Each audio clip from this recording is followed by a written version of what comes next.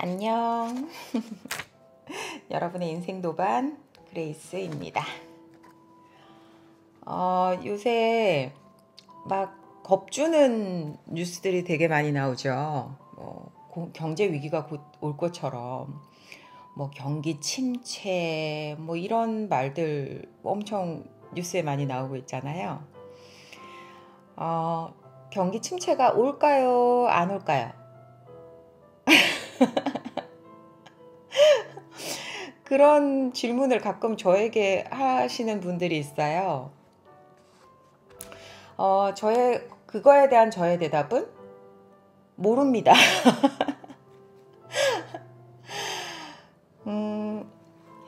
요새 좀 투자가 어려워서 저도 이 피터 린치의 책을 어제 다시 꺼내서 봤거든요. 피터 린치의 월가의 영웅, 이 책을 계속 이렇게 힘들 때마다 이런 분들의 책을 다시 펼쳐서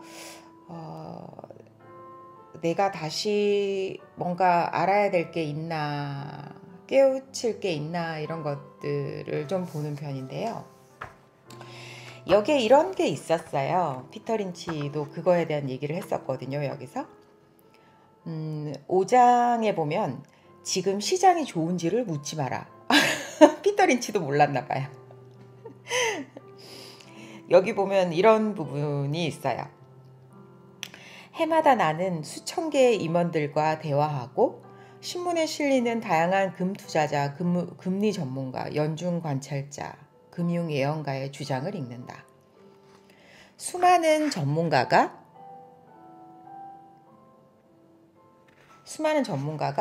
과매수 지표, 과매도 지표, 헤드앤숄더 패턴, 푸쿨 비율, 연준의 통화 공급 정책, 해외 투자, 천체 별자리 움직임, 참나무에 낀 이끼 등을 연구한다.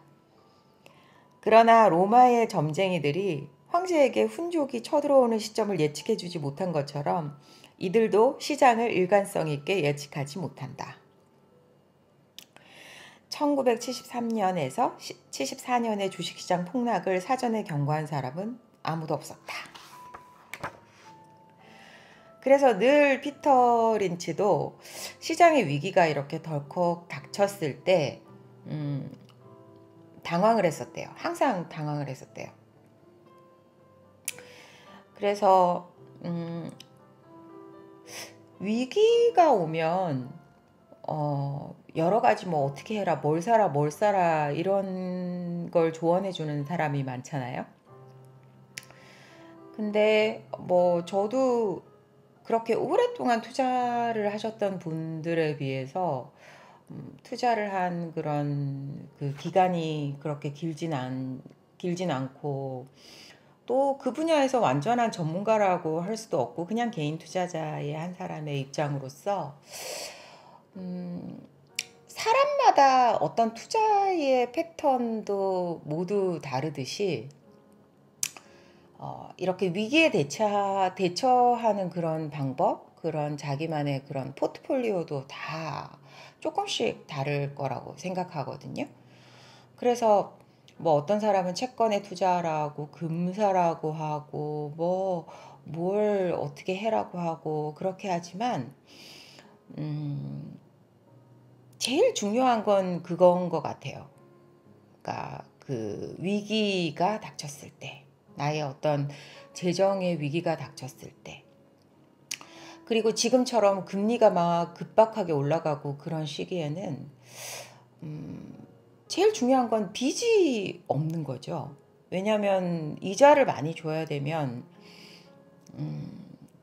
그만큼 가계에 일단은 부담이 되잖아요. 그래서 빚을 없애는 게 제일 중요한 것 같아요. 빚을 없애야 되고, 그리고 이제 보통 사람들의 경우에는 큰 위기가 닥치거나 이랬을 때는 월급을 갑자기 못 받을 수도 있고, 그리고 직장을 갑자기 못 나가게 될 수도 있고, 그럴 수가 있잖아요. 그러면은 아무리 예를 들어서 이 시기에 완전 어떤 종목 이거는 완전히 뭐 이 위기가 끝나고 나면은 몇십 배 뭐 텐베거 뭐 이런 얘기 하지만 그렇게 막 오른다고 해도 당장 어떤 생활비 때문에 그 돈을 찾아서 써야 되는 입장이라면은 어, 아무 소용이 없을 것 같거든요. 그래서 저는 좀 늘 이렇게 모든 걸 안전하게 가져가야 된다는 그런 생각을 갖고 있는 입장이라서 기본적으로는 좀 어, 낙관적이고 뭐 잘 될 것이다 이런 생각을 기본으로 갖고 있지만 어, 그런 마음의 평화를 늘 지키기 위해서는 또 모든 거에 대한 그런 대비가 되어 있어야 된다고 생각해요. 그러니까 평소에 보통 사람들은 그걸 생각을 안 하려고 하죠. 아우 막 갑자기 망하면 어떡하지? 그러면 무섭다. 생각 안 해야지. 술 먹고 생각 안 해야지. 뭐 이렇게 하는 경우가 많죠. 저도 좀 옛날에는 좀 그런 편이었는데 아주 피하기의 달인이었어요. 근데 요새는 마음속에 좀 이렇게 두려움이 올 때 그걸 끝까지 생각해 보려는 편이거든요. 만약에 제가 두려움을 느끼는 이 상황이 만약에 이 끝에는 뭐가 있을까? 만약에 뭐 이걸 다 잃는다면 이 자산들을 많이 들어가 있는 이 자산들을 옛날보다는 훨씬 더 많이 들어가 있으니까 그런 자산들을 만약에 다 잃는다면 그때는 어떻게 될 것인가? 안 그럴 거야. 그런 상황은 안 일어날 거야. 그걸 어떻게 알겠어요? 누가 보증해 주겠어요? 설사 누군가가 그런 일은 없어. 이렇게 얘기한다고 해도 일어나면 그 사람이 그런 일이 만약에 일어나면 그 사람이 책임을 져주나요? 아니에요. 아니에요. 그 상황에 오로지 내 인생에 내 재정에 내 모든 것에 책임을 질 수 있는 사람은 오로지 져야 되는 사람은 오로지 나뿐인 거거든요. 내 인생의 십자가는 나를 내가 져야 되는 거죠. 그래서 그런 상황이 되면 어떻게 할까 이런 거에 대해서 만약에 최악의 상황이 되면 어떻게 될 건가 이런 거에 대해서 이제 생각을 좀 해보는 편이에요. 그럴 때 어느 정도의 그런 경제 침체나 그런 위기가 될지는 몰라도 첫 번째로 중요한 건 그건 것 같아요. 내가 쉴 곳이 있어야 되잖아요. 그래서 만약에 집을 구한다고 하더라도 자기 집이 있으면 제일 좋겠지만 만약에 없으신 분이라면은 그런다고 할지라도 아주 매달 이렇게 뭐 월세라든가 이런 것들이 아주 적게 나가는 그런 것들을 구할 것 같아요. 그리고 설사 내가 갑자기 일을 못한다고 해도 한 6개월 정도는 좀 진정하면서 버틸 수가 있어야 되니까 그 정도의 돈을 설사 막 몇 배 불리거나 뭐 30% 50%의 그런 이득이 안 난다고 할지라도 뭐 이자가 하나도 없다고 할지라도 그런 돈은 항상 예비해 둬야 된다고 생각하거든요. 그래서 요새 같은 경우는 뭐 또 금리가 올라서 조금 이율이 높은 그런 그 예금이나 이런 적금 상품도 가끔 나오는데 그렇지 않다고 하더라도 입출금 통장이라도 산업은행이나 저쪽 뭐 이렇게 미래에셋 통장, MMF 이런 데 가면은 그냥 입출금 통장인데 몇백만 원까지는 넣어놓으면 한 2% 이자가 붙는 그런 것도 있거든요. 그래서 그런 통장에 입출금 통장을 넣어놓고 쓰는 것도 이득이 될 것 같아요. 그게 뭐 그래봤자 얼마나 되겠어? 라는 그런 생각이 항상 나한테 그런 그 풍요로움과 돈이 오는 걸 막는 생각이거든요. 단돈 그런 1,000원, 뭐 100원 이런 것들을 아주 귀중하게 한번 생각을 해보세요. 정말 진심으로. 그럴 때라야만 얘들이 나한테 보답을 하거든요. 그리고 이런 돈의 힘이 정말 굉장하다는 걸 알 수 있어요. 나중에 그 돈이 어떤 돈이 된다는 거를 깨닫게 되면은 이게 얼마만큼의 힘이 있는 것들이었는지를 알게 되거든요. 내 어떤 예쁜 꽃을 피우기 위해서는 그 꽃이 처음부터 펴서 오지 않잖아요. 작은 씨앗을 흙 속에다 심잖아요. 그리고 만약에 뭐 그 씨앗을 아주 좀, 그러니까 하찮게 여겨서 거기서 작은 새싹이 돋았는데 그걸 에이 이게 뭐야 그리고 밟아버린다고 생각해 보세요. 평생 꽃을 볼 일은 없겠죠. 근데 그 작은 씨앗을 너무 감사하면서 즐겁게 한번 받아들여 보세요. 너구나. 너무 예쁘다. 네가 나중에 이렇게 예쁜 꽃이 되는구나. 분명히 꽃이 피니까요, 거기서. 그 새싹만을 볼 때는 그게 꽃이 될지 뭐가 될지를 잘 모르거든요. 뭐 제가 이제 너무 다른 얘기들을 많이 하느라고 시간을 많이 잡아먹었네요. 그리고 그 현금을 만약에 일부를 가지고 있었다면은 그걸 이렇게 그런 통장 같은 데다가 그냥 넣어놓기만 해도 이자를 주는 그런 통장이나 그 다음에 적금이나 예금 같은 데다가 그걸 이렇게 놔두고 그러면 마음이 되게 편해지죠. 그런 다음에 뭐 달러나 지금 이제 유로가 한참 내렸으니까 그런 걸 좀 갖고 있는 것도 괜찮지만 그건 이제 그 다음의 일이고